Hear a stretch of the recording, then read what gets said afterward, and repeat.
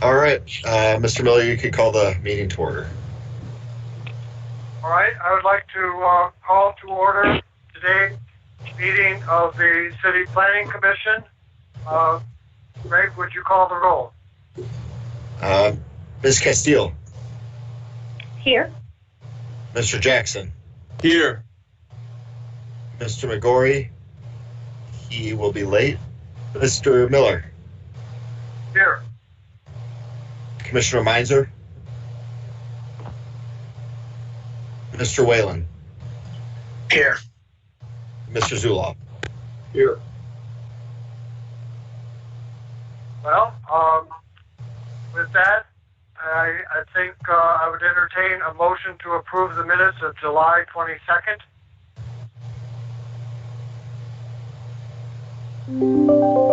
Anyone care to approve the minutes or make a motion to approve the minutes of July 22nd? I'll make a motion to approve the minutes. That's Mr. I'll Jackson. second. Yes. That's Ms. Castile. Correct. We have a motion, Yeah. have a second, any discussion? Corrections, additions, deletions? Hearing none, I'll call for a vote. Would we like a roll call on that or just a general consensus? All in favor with aye? Aye. Aye. Aye. Opposed, the same sign? The minutes are approved. On to, I think, new business is coming before old business. I guess we're going to go to the old business second. So that would be Mr. Andrews' petition. Would we like to hear a description, Greg? Yes, thank you, Mr. Chairman. The application is for 1801 George Street. It's for a site plan approval. The site is located to the south of the existing business, and it's an expansion of the current use. The applicant has applied for site plan approval to add additional space and a small office slash storage building at 1801 George Street. The property is zoned general manufacturing, and as I mentioned, the existing use will be maintained and expanded. The property is surrounded by other general manufacturing zone parcels and uses. The applicant has proposed adding landscaping around the section of the fencing along George Street, and we did request further details of that he will be providing, and the contractor is not the one that will be providing that.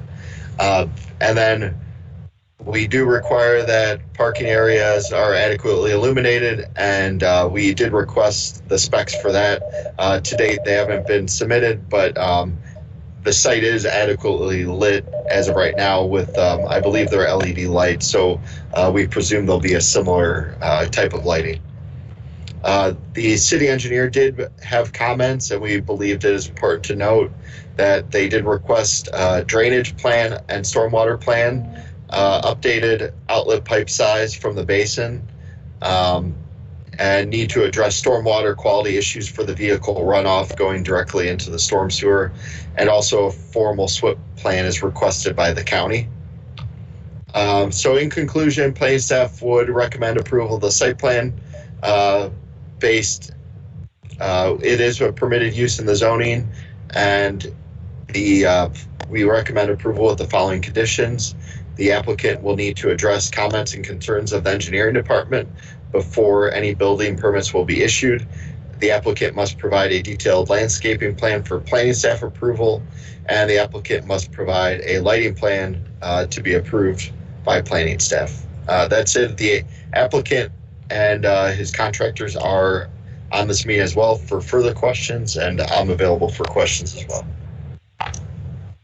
All right, is there questions from any of the planning commission?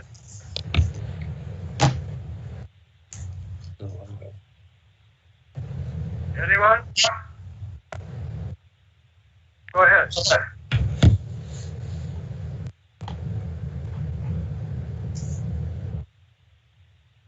Hello? appears no one has questions. All right. I have a couple of questions or comments. First, the zoning map, maybe a small point, but it doesn't appear to have been updated to include the new overpass. It has no effect on the zoning apparently, but is that a correct assumption?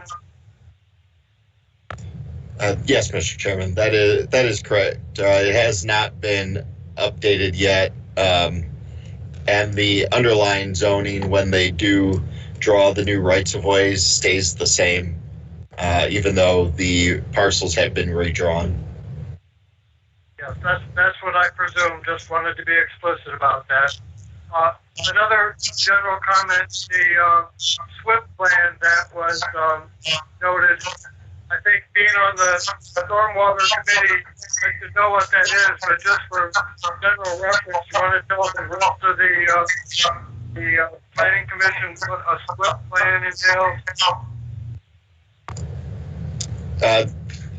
Yes, Mr. Chairman, it's a stormwater plan. I don't know if Mr. Etchell or someone that would be a little bit more informed on what all that requires. I know engineering is not on this call, but I do know it's just how they're going to, I believe it's how they're going to maintain the stormwater runoff during construction. That's correct. I'm thinking it may imply more and it alludes to what engineering was talking about in stormwater appurtenance, the sizing of stormwater appurtenances. I think there's a general provision about not just during construction, but afterward, the drainage from stormwater retention basins and the like.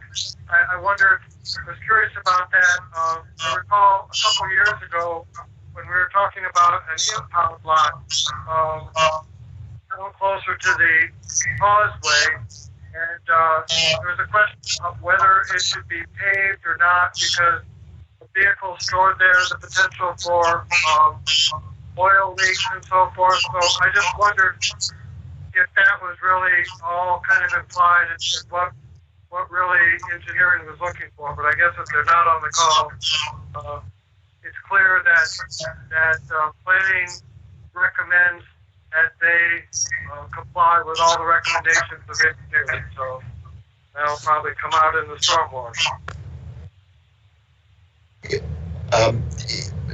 Yes, Mr. Miller. Alex Etchell could probably speak a little bit to that. He has talked to the engineering department, and I think what your presumptions are, they are correct, that their concern is just to make sure that oil and other things don't run directly in the stormwater, and they just want to make sure there's adequate treatment. Okay, and then this question is for the applicant, Mr. Andrews. I guess he's available on the call? Yes. I think that I had heard that at one time he was planning a truck sales business on Trump Road near Old Railroad. And I wondered, with the size of his business that he has in the city limits now, and to expand it further, does that have any bearing on his previously announced plans to have a truck sales operation in Perkins Township?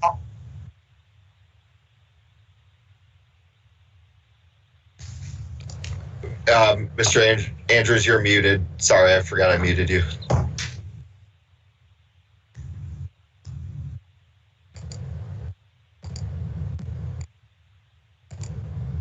So, he's still muted. I don't think. Chris, you're muted. Do you know you're muted, Chris? How about now? Yeah, you're good. You're gonna have to start all over. I just said we have no plans of operating on our Perkins Township property. Okay, thank you very much. Mr. Chairman. Yes. We have been in the habit of ensuring that the lighting wherever we can does not cause conflict. So I would be hoping for an additional condition that the lighting be full cutoff fixtures. Everybody does that mostly anyway, but sometimes they don't. Doesn't have any cost, but it's just to make sure that the lighting plan does include a minimum full cutoff, if not fully shielded fixtures. It's pretty standard in all cities. I know we're working on our ordinance to clarify those issues, but I would be. Since you can communicate more directly with Mr. Andrews and me, can you verify that wouldn't be a problem to add that condition? Mr. Chairman, you're kind of breaking up here, and I wasn't quite through. If I might. Sorry to cut you off, Mike. Go ahead. Yeah, but you're also getting a lot of feedback. I don't know how you're hearing me, but I'm having a good deal of trouble hearing you.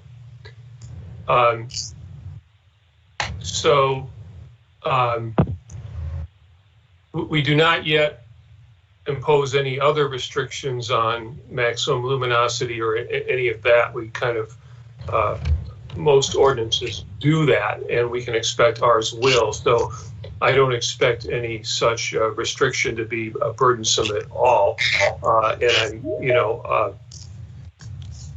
This is something we've asked of others and are imposing on ourselves. And frankly, I would expect that a reasonable applicant would already be able to assure us already that that's what's going to happen. But I still think that it needs to be in there. Thank you. Okay.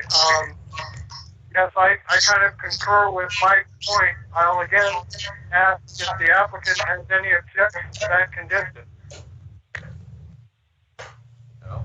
No. And Mr. Andrews, this is Greg Volz.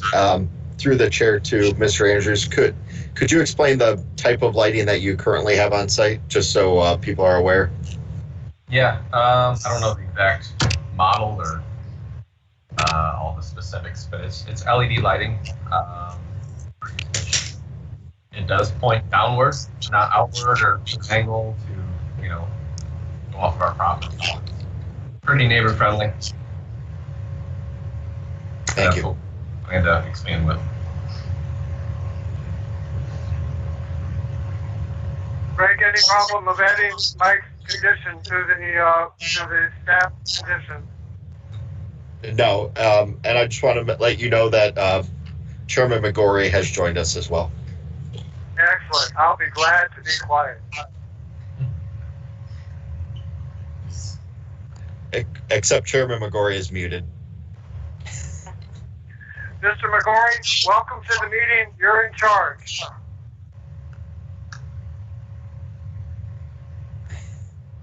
Mr. Chairman. Am I muted or unmuted now? You're unmuted now. Unmuted. Mr. Chairman. Okay. Mr. Chairman, I'm requesting the floor. Go ahead. Mr. Chairman, I would like to make the motion to approve the application subject to the recommended conditions in the report and the additional condition that all exterior lighting be full cutoff style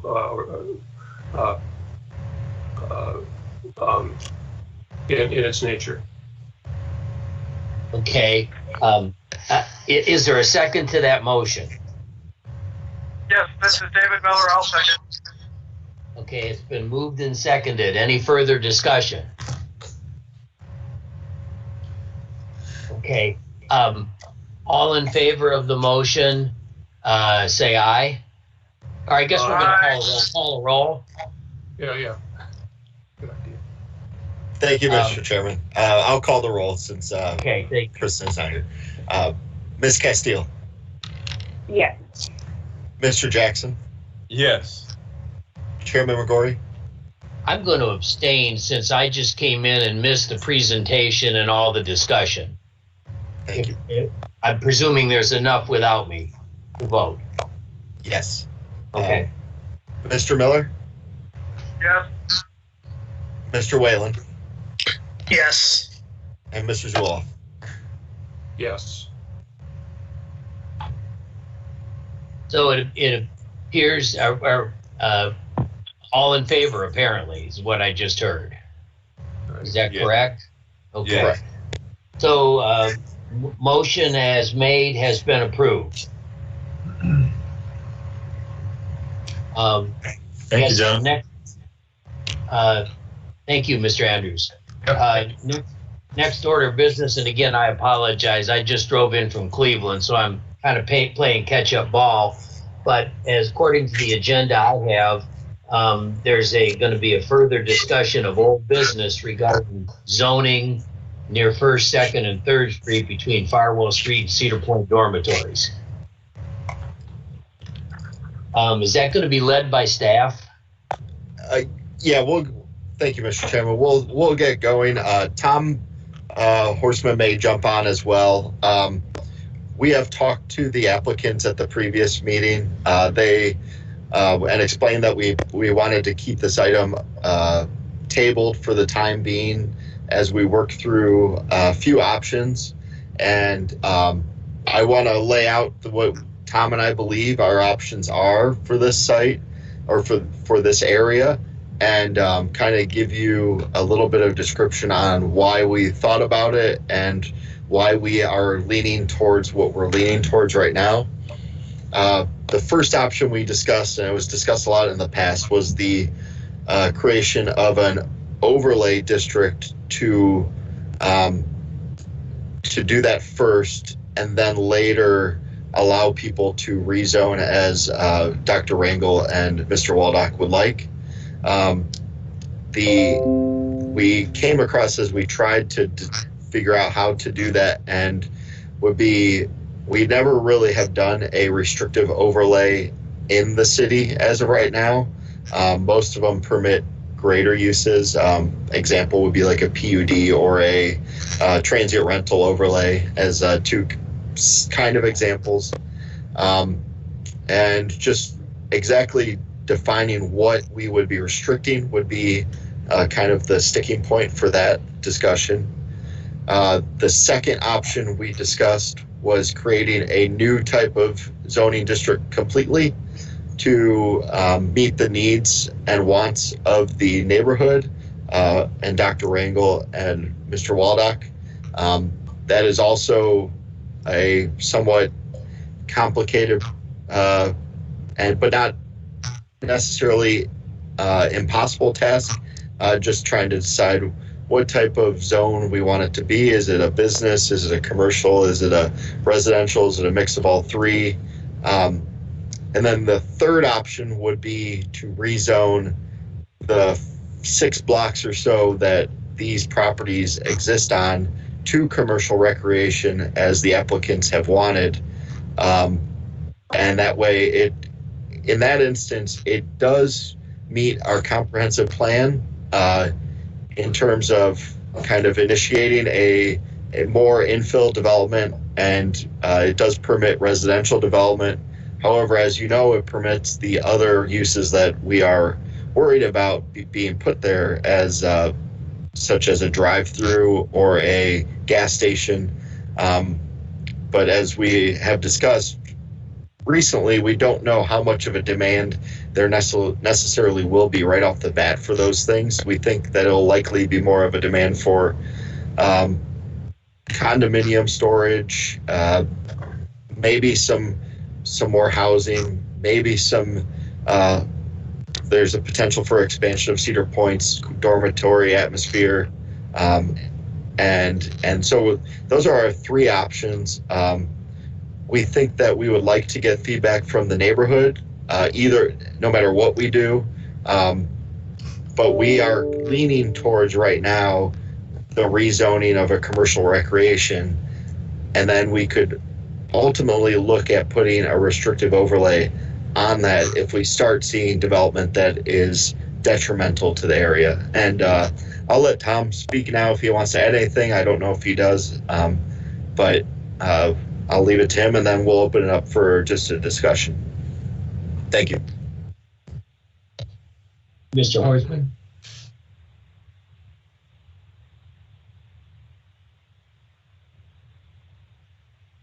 Mr. Chairman, I had one quick question. Yes, go ahead. Yes, for any of the staff, I don't remember what minimum acreage or land area, if any, applies to the PUD. I remember it was subject to some discussion, and I don't remember where we landed with that. I thought maybe you might know off the top of your head, since you've been working recently with the PUD zoning. We do. I do not believe there is any. I think that got stricken out. They updated the PUD process in the early 2000s, and I think the minimum area requirements got removed when they updated. Okay, so that's kind of good news, because it's sort of, for anything mixed use, gives you a lot of flexibility. It allows you to do a PUD almost anywhere. So that does give you a lot of latitude in that. So I would wonder if you would deliberate that as another option.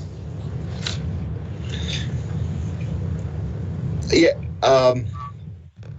we could. I think the hard part for that is that it locks the developer into something that maybe the purchaser may not want to, or the purchaser may be locked in. I'd have to think about that more, to be honest with you. Right. Well, a PUD would not in the future, as an overlay, would not in the future change the underlying zoning. So if it never happened, or for whatever reason, I think I don't know. So anyway, I'm just throwing that out as an option, and the keeping the remaining restriction of the underlying residential, gives you some strength to then prohibit undesirable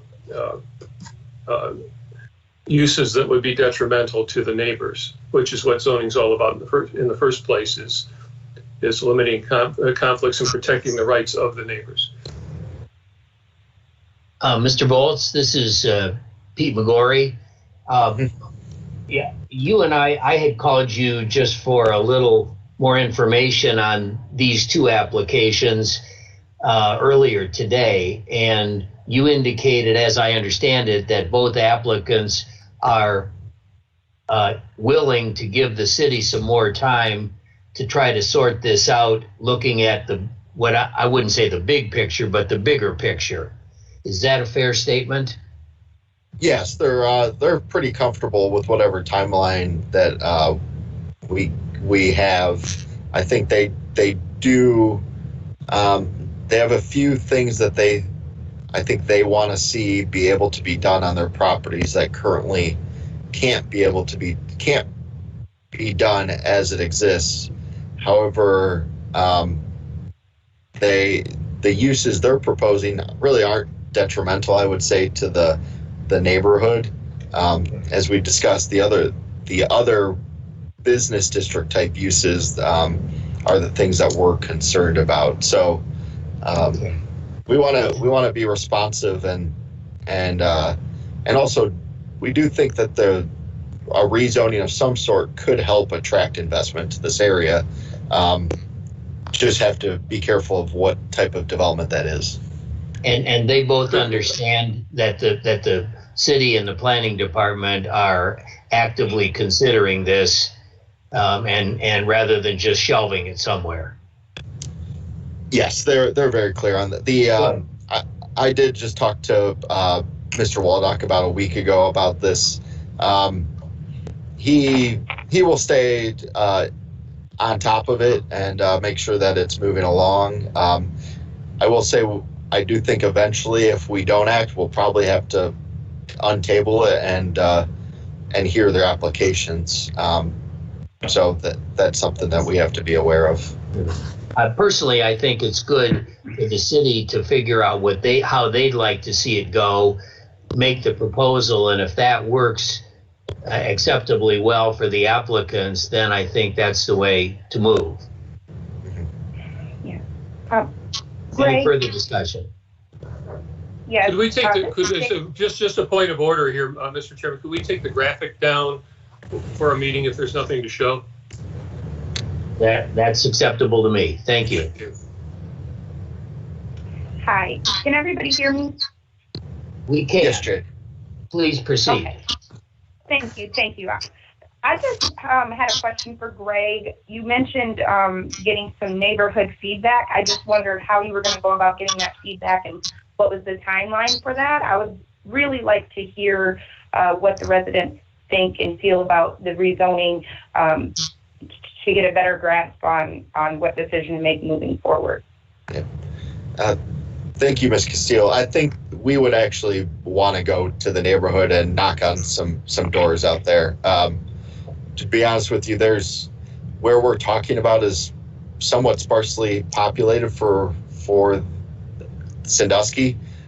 So the people that are there would be really affected, even though there's probably only, I would say, 10 to 20 households. So we would go there and knock on doors and talk to people. We would also send letters again and notices for the next meeting. But for the feedback on what we're thinking, we'd want to talk to them in person. Okay. What was your timeline looking like for getting that feedback? We are hoping to bring something back to commission either next month or the following month, but no later than that. Okay. Ideally, feedback would come either. I would like to have feedback next month and then maybe bring the rezoning the month after. Okay. Yeah.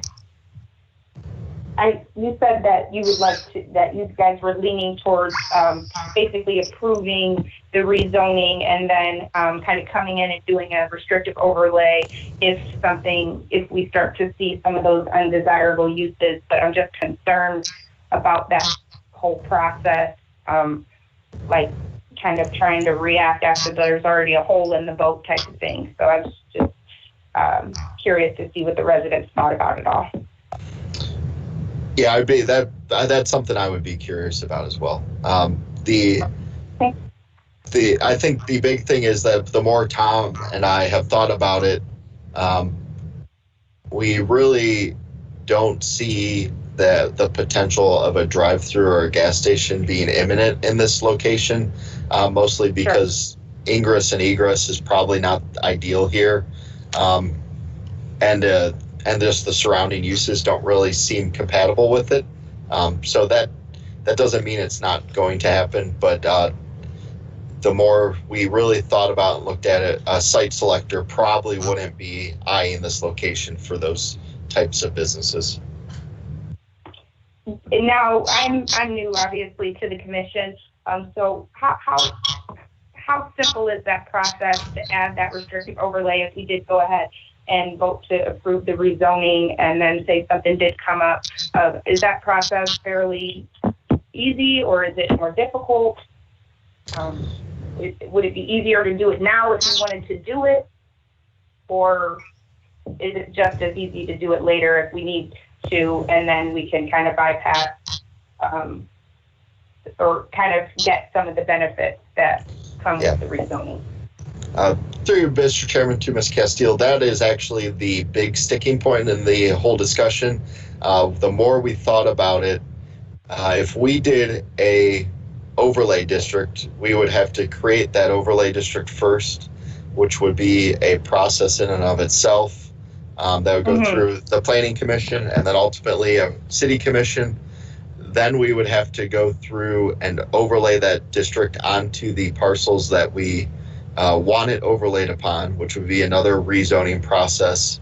And then ultimately we would have to do a third rezoning to place the commercial recreation district underneath that overlay district, if that makes sense. You could do it all differently, where you could overlay a different overlay on top, which would permit certain uses that the applicants are wishing for. that doesn't seem, just because they have they're more interested in selling things, so they don't know what their seller ultimately would want. That is probably why we stayed away from that option. But it would be quicker to rezone the commercial recreation and then after the fact work through a potential overlay, just because creating an overlay is a somewhat time-consuming process. Okay, thank you, Greg.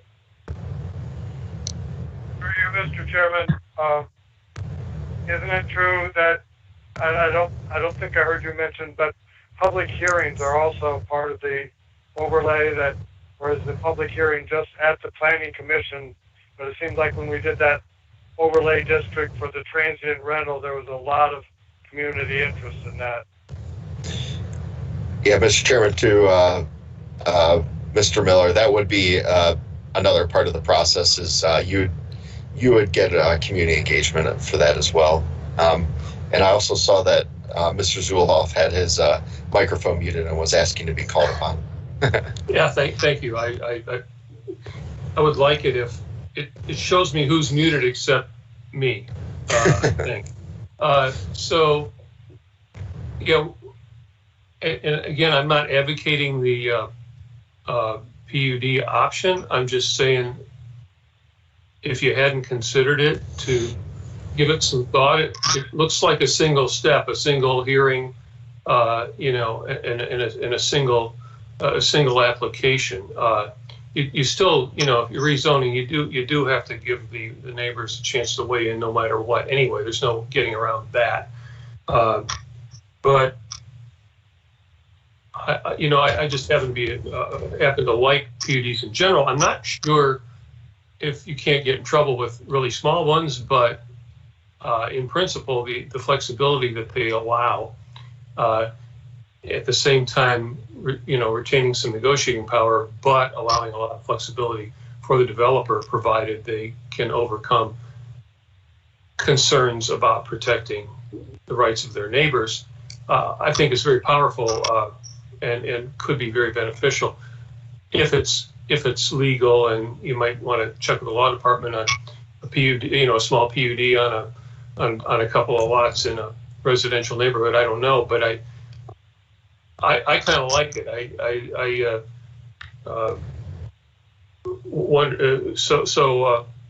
I would hope once we again table this discussion that you give that some thought too.